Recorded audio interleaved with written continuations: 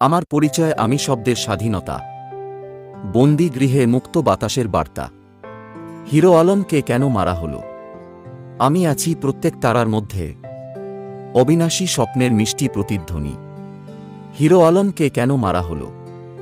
যুদ্ধের মাঝেও থেমে যায় না আমার গান, জলে উঠি আলো হয়ে দগ্ধ প্রাণে। হিরো আলমকে কেন মারা হলো? আমি স্বাধীনতার মন্ত্র, বিপ্লবের ডাক, ভাঙি সব শৃঙ্খল মুক্তির আশ্বাসে। হিরো আলমকে কেন মারা হলো?